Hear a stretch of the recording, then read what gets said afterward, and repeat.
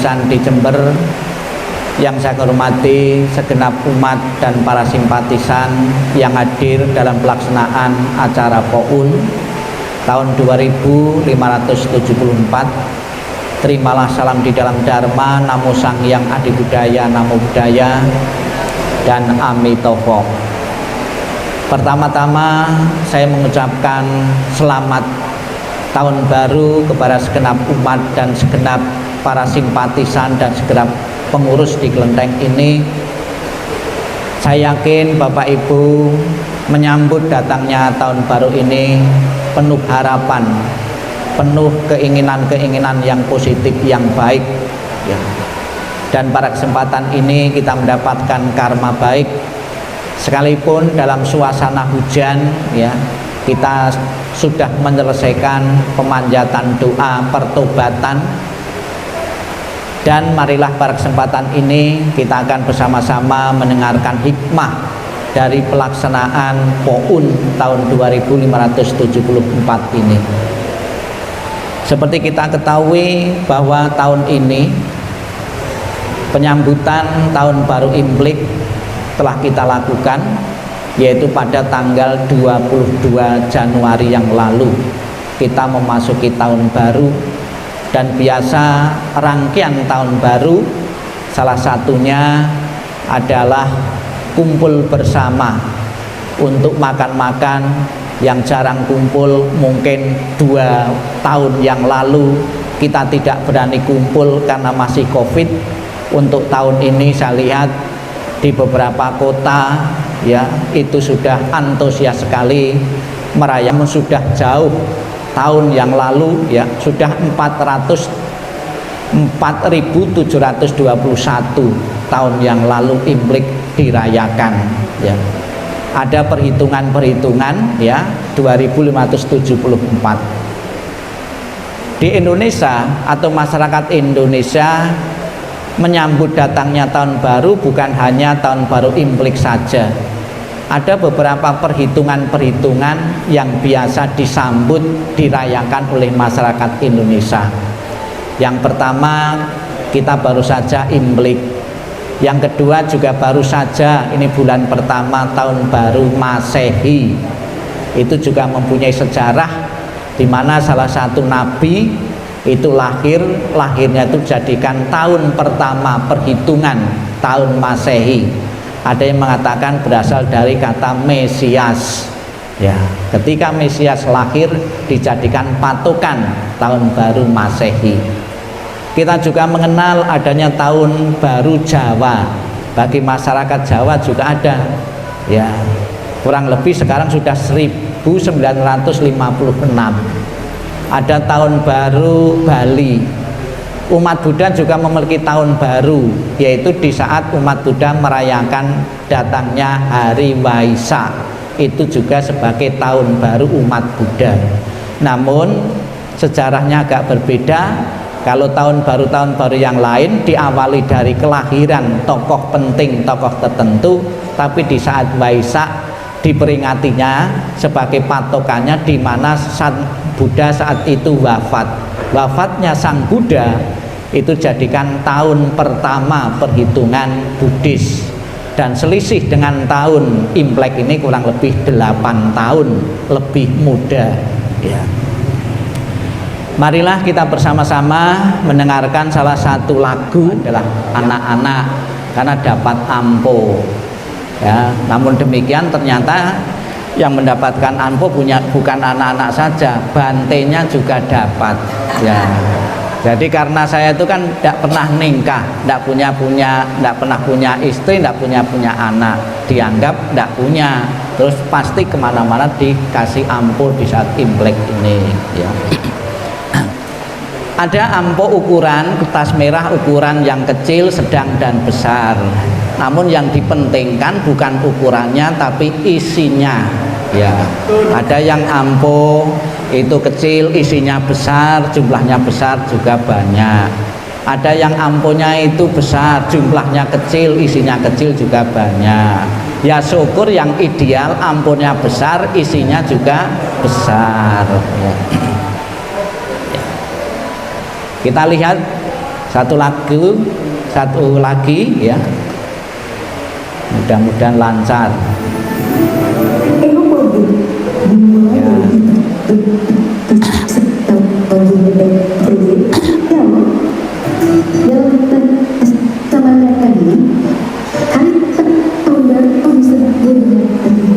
Ya, ini salah satunya.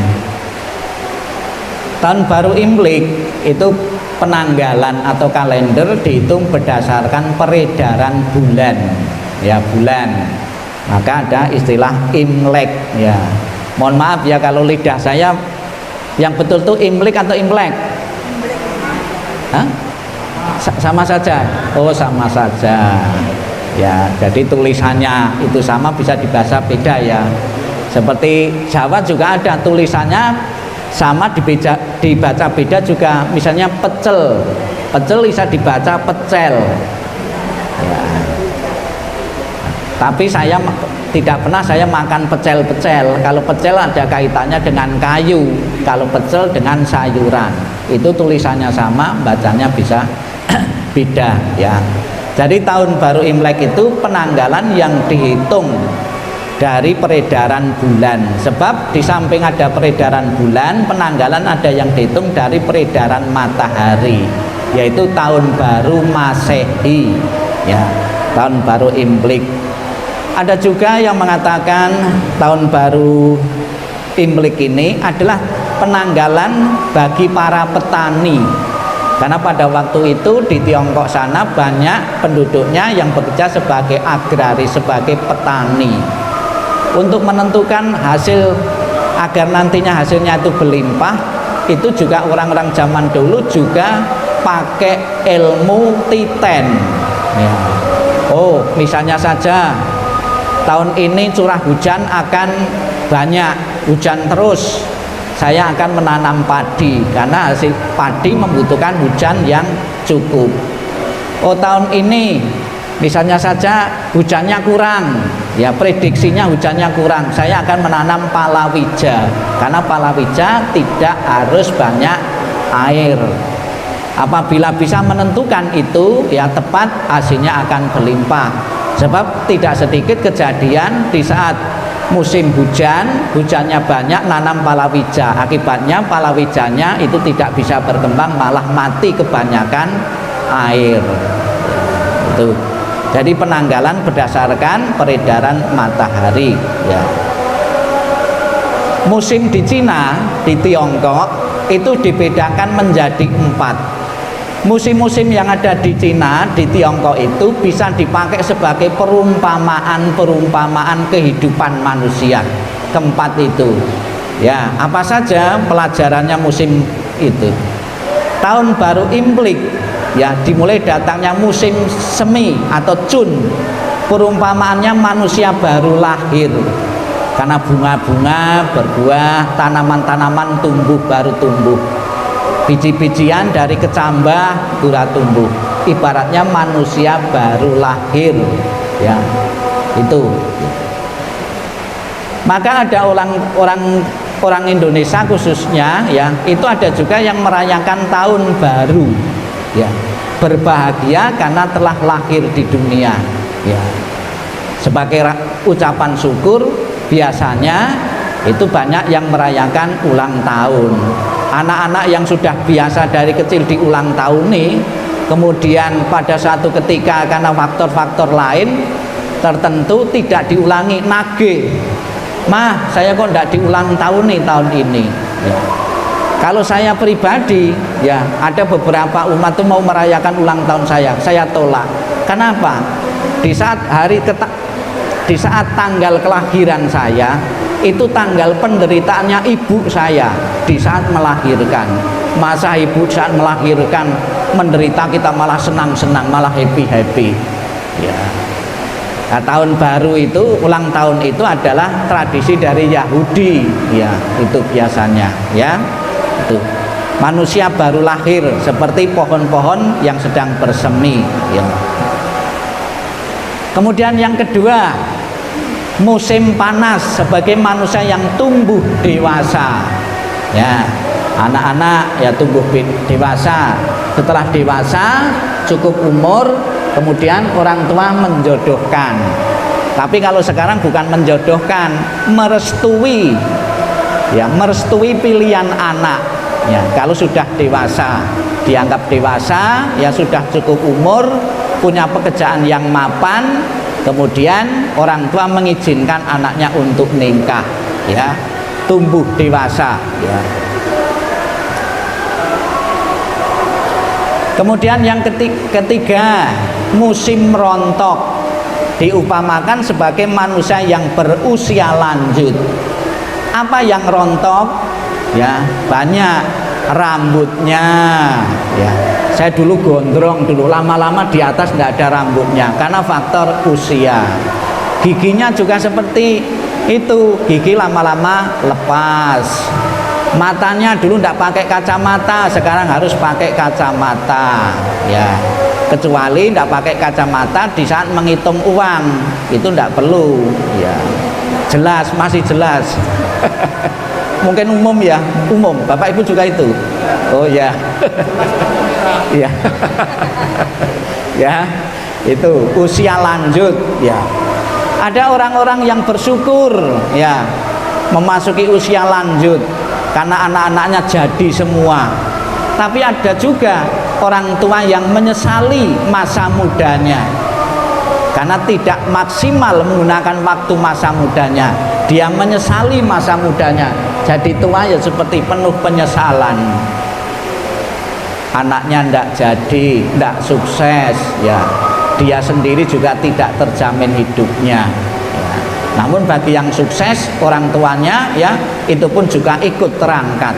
Nah, seperti yang dicontohkan ini, happy bisa ngulang tahun nih orang tuanya 70 tahun, 80 tahun, ya. Namun demikian juga bagi Bapak Ibu yang sudah berusia lanjut, introspeksi diri. Banyak orang menginginkan usia panjang. Namun betulkah mengisi kehidupan usia panjang dengan hal-hal yang positif? Bukankah kita hanya berdoa untuk usia panjang saja, tapi tidak pernah mengisi usia panjang itu dengan hal-hal yang positif, ya? Perlu kita perhatikan itu. Kemudian masih sisa satu lagi, satu lagi. Musim apa? Ada 4 tadi. Musim dingin, ya, musim salju, musim es. Ibaratnya manusia menghadapi kematian. Siapa di sini yang tidak akan mati? Ya, ada Pak Urip. Ya, Pak Urip tidak pernah akan mati. Ya. Ya, sekalipun di kuburan, ini kuburannya sama Pak Urip, ya, ya, tidak pernah mati. Namun semua akan mengalami kematian. Siapapun tanpa kecuali, tidak ada mantra, tidak ada kekayaan, ya, yang bisa menghentikan dari kematian. Bekal kematian apa? Ya, bukan harta yang dimiliki, tapi kebaikan-kebaikan yang pernah diperbuatnya di dunia ini, ya. Di saat merayakan Imlek, ada beberapa aksesoris atau hiasan-hiasan yang didominasi dengan warna merah. Kenapa kok warna merah? Tidak hijau, tidak hitam, tidak putih. Kok warna merah yang dominan? Baju juga merah, ya, sembarang juga serba merah. Merah ini sebagai simbol kegembiraan. Baru lahir, musim semi, timbul kegembiraan, kebahagiaan. Kemudian merah juga sebagai simbol menolak bahaya, menolak malapetaka, ya. Nah, ada beberapa aksesoris yang biasa dipakai, dipajang di saat tahun baru Imlek ini, ya. Ini semua mempunyai makna tertentu, ya. Kemudian tidak lupa bajunya juga serba merah, ya. Ya, ini diceritakan kenapa kok warna merah. Diceritakan ada makhluk jahat, monster Nian ini. Ini yang pertama, takut warna merah, ya, takut warna merah. Maka pintu-pintu di rumah itu ada yang ditempeli dengan warna merah. Kemudian anak kecil dikasih warnanya ampo merah. ditaruh di bawah bantal. Ya. Ada cerita seperti itu ya, dengan Poun ini ya, Imlek ini. Kemudian ada juga di saat Imlek itu ada menyalakan, membunyikan mercon atau petasan. Tujuannya untuk menolak malapetaka, menolak ini makhluk-makhluk jahat ini dengan menggunakan petasan atau mercon, tapi sekarang diganti dengan kembang api. Namun sebelumnya Bapak Ibu, kalau tujuannya untuk menakut-nakuti makhluk ya, itu jangan melulu pakai mercon dan petasan. Itu lebih efektif itu pakai bom. Pasti dalam jangka jarak tertentu takut makhluknya ya. Namun ternyata 2 tahun ini Bapak Ibu, yang muncul di dunia ini bukan monster. Apa yang menakutkan? Virus corona. Apakah bisa ditangkal dengan warna merah? Sekalipun Bapak Ibu pakai warna merah bajunya atau kaosnya, tidak pakai masker ya, saya kira juga tidak bisa. Kapan hari saya dikasih masker warna merah, bendera merah putih ya, separuh putih separuh merah ya. Bagi Bapak Ibu yang rajin pakai masker, yaitu penangkalnya ya, bukan baju ya. Apakah bisa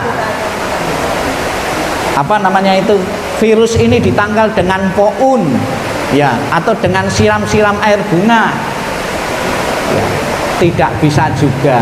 Virus ini salah satunya ya kita cuci kebersihan ya. Namun demikian kita optimis, ternyata setelah 2 tahun ini kita diberikan kebebasan, karena mungkin kita ketahanan kita juga semakin kuat ya, itu dengan corona. Di zaman Sang Buddha juga penduduk di kota Vesali pernah mengalami ketakutan yang luar biasa. Kemudian Sang Buddha turun tangan di kota Vesali, membuat air, dan air itu dipercikan di kota Vesali, dikatakan pemberkatan. Lama-lama penduduk menjadi tenang, penyakit pun juga pergi. Kesimpulannya apa?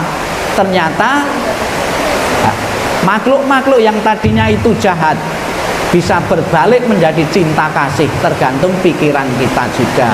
Diilustrasikan demikian. Jadi ini monster di zaman Sang Buddha di kota Vesali. Ini Ananda murid Buddha, ini Sang Buddha keliling kota untuk memercikan air dengan dibacakan Ratana Sutta ya, doa dalam agama Buddha ya. Itu berangsur-angsur kota menjadi pulih. Demikian pula Bapak Ibu, semangat itu juga akan kita bawakan di tempat ini. Bapak Ibu melakukan upacara Poun, salah satu upaya dan usaha menangkal mara bahaya. Mudah-mudahan dengan kekuatan berkah pelindungan Tuhan Yang Maha Esa, Buddha, Bodhisattva dan Mahasatwa, para makhluk suci ya, para dewa di sini, Bapak Ibu yang saat ini sakit akan mengalami kesembuhan, yang sedang mengalami putus asa, Bapak Ibu mempunyai semangat lagi ya. Kemudian juga tadi kita bersama-sama melantunkan Buddha Bae Saja Guru, Namo Socayen Soyo Sefu, Buddha penyembuhan ya, ini di kalangan umat Buddha ya. Kemudian ada juga dalam tradisi Theravada dibacakan Parita, Ratana Sutta maupun parita-parita yang lain. Kemudian di saat Imlek juga kita sering melihat naga ya, sebagai simbol kewaspadaan dan juga keamanan ya. Kemudian kita juga di saat Imlek ini ya, di beberapa kota merayakan perayaan-perayaan ya, ini di beberapa kota, di beberapa kelenteng di Semarang, Jakarta ya, Jawa Barat ya, merayakan perayaan-perayaan. Ini di kota Solo pun sekarang menjadi kota wisata ya, yang berkaitan dengan Imlek ini. Di saat acara Imlek kita sering mengucapkan beberapa doa-doa, beberapa harapan-harapan ya. tentunya harapan-harapan, doa dari teman, dari kawan, dari relasi, dari saudara itu akan menjadi kenyataan dengan didasari perbuatan-perbuatan baik yang kita lakukan. Doa itu baru manjur. Sekalipun didoakan terus-menerus, tapi kalau diri kita tidak mau berubah, tentunya juga tidak maksimal.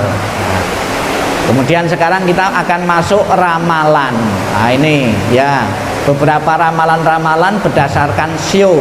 Nah, jangan dipercaya 100% ya, namun sebagai pertimbangan saja. Silahkan Anda simak masing-masing sio ada di sini. Ini berdasarkan salah satu pendapat ya, bukan satu-satunya, sebab antar suhu itu ternyata juga beda juga. Namun ini sebagai rambu-rambu pelajaran Bapak Ibu ya. Ini ada seorang pakar ya Hong Shui dari Filipina mengatakan demikian ya. Ini sekarang sionya kelinci air ya, elemen air yang harus diwaspadai, terutama sio ayam ya. Sio ayam harus hati-hati ya. Secara keseluruhan tahun ini adalah baik ya. Ini ada beberapa hal. Sekarang kita simak masing-masing sio. Nah ini tikus, orang yang lahir tahun ini nasibnya, keadaannya tahun ini demikian. Nah, tikus luar biasa, akan mendapatkan keuntungan 9 kali lipat ya. Siapa sing sio tikus ini? Silakan kalau kesulitan nanti datang ke ibu itu karena sedang jaya ya. Sio tikus ini akan mendapatkan keberuntungan beberapa kali lipat, 9 kali lipat. Kemudian sio kerbau ini ada kerugian, hindari sikap sombong benci ya. Ini rambu-rambunya sio kerbau. Boleh dikeluarkan HP-nya untuk foto juga boleh ya. Ini sudah sio harimau. Ini keberuntungan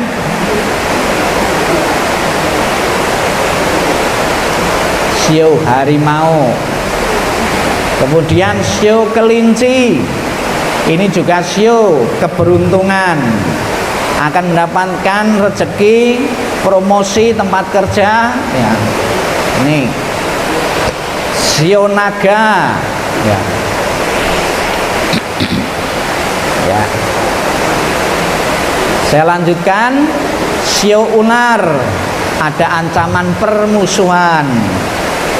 Kemudian berkaitan dengan warna pakaian atau hal yang dipakai, ternyata juga menentukan juga, mempengaruhi juga nasib seseorang. Warna merah, merah muda, ungu membawa keberuntungan, sio ular. Sio kuda ya, ini juga. Kemudian sio domba atau kambing,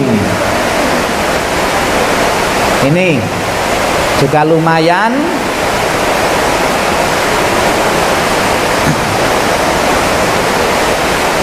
Kemudian sio ayam pasang surut tahun ini. Sio anjing, rahasia dari kelinci, ekstra. Sio babi,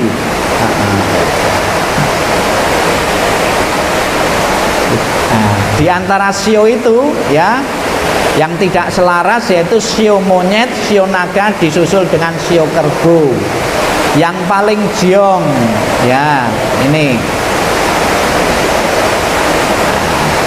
bagi yang mereka sionya tidak bagus, maka kesempatan hari ini akan poun ya. Apa poun itu ya?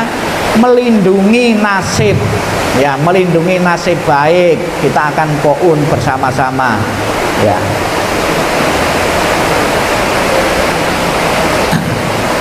Puluhan orang berkumpul di kelenteng Tian Beksi, Solo, Jawa Tengah untuk menjalankan ritual Taotung yang biasa dilaksanakan sebelum Imlek.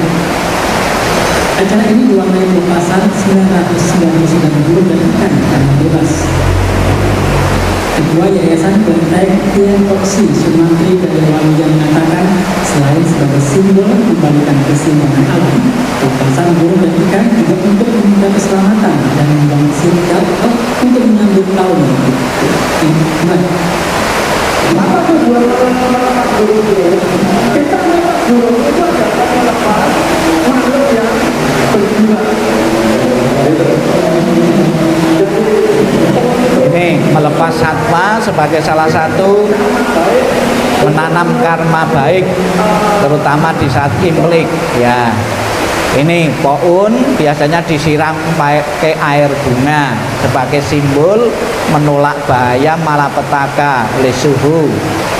Tujuan pohon ritual untuk memperbaiki nasib dan memohon keselamatan dan berkah untuk satu tahun mendatang ini.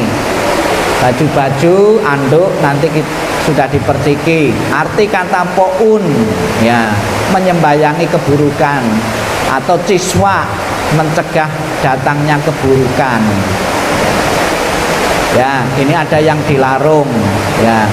Kemudian juga Bapak Ibu, ciswa atau tolak bala ini juga ada dalam tradisi Jawa juga.